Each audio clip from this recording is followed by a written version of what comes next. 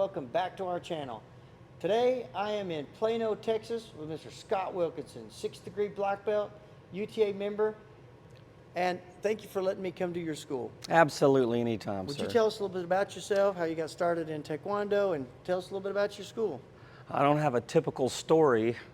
I was in, I don't know, 5th or 6th grade, and I heard somebody turning pages behind me, and I turned around, and it was a karate magazine, and there was a picture of a guy kicking straight up.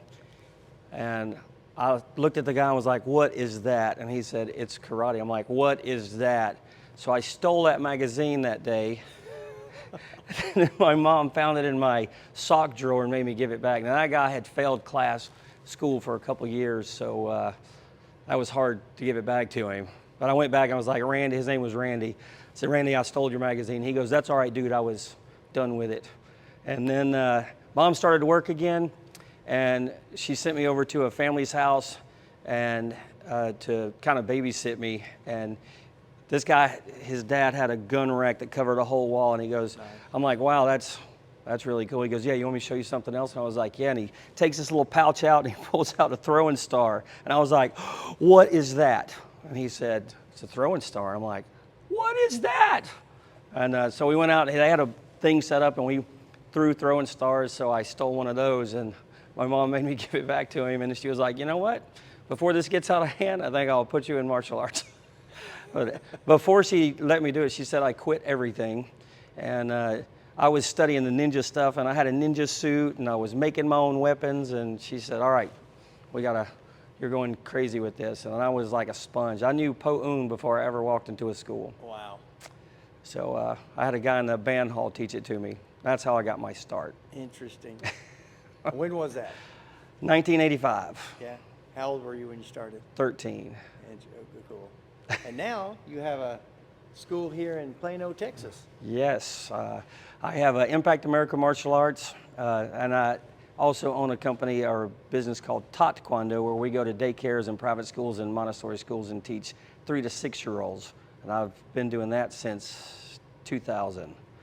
So both of them. That's a lot of young kids. Do you have any tips for kids that might want to get into the martial arts, or even kids that start in the martial arts that just try it for a little bit and then move on? Anything to help these kids, encourage them to want to maybe stick it out? After they've started training? Yeah, how about after they start?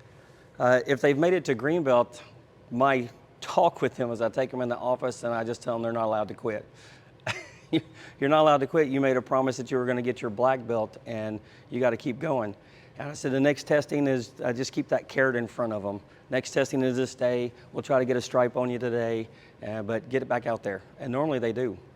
The reason that they get to that point is I think the parents want to reduce their schedule, and they don't want to bring them. They want to open up their schedule. So if little Johnny says, "I don't want to do it anymore," Mom's like, "All right, we won't do karate." And then she'll have me talk to them, and then I make them stay.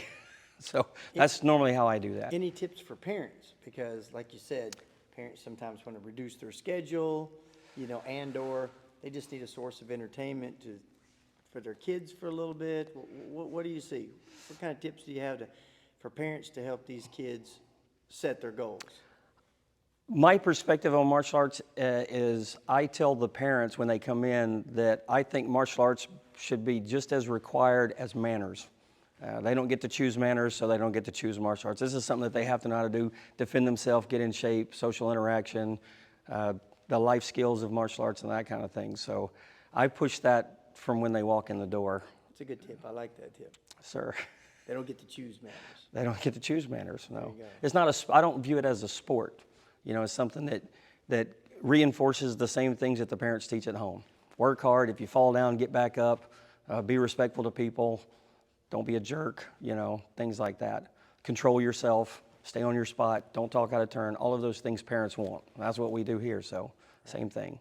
So tell us a little bit about your school, where you're located. And We are in Plano, Texas. You want me to give the address? Sure. 1901 Preston Park Boulevard, Plano, Texas 75093. The name of the school is Impact America Martial Arts. It's not just a name. That was actually my mission statement as well. I want to impact America using martial arts as the tool. excellent, excellent. Yeah, we want people that if they're in the Dallas area, even if they're coming through, because this is a hub, and we have a lot of people always asking for schools to train at when they go into the Dallas area. Oh yeah, come in anytime. Absolutely. Right. And how far are you from the airports? See, we're 30 minutes. From probably 45 from Dallas, Fort Worth, and 30 minutes from Love Field. All right. Good. We're pretty close. Well, thank you for meeting with me today Yes, and sir. doing our School of the Month. Oh, my pleasure. Thank you, guys. Don't forget to press like and subscribe, and stay tuned for our next interview with our next UTA master. Thank you, sir. Yes, sir.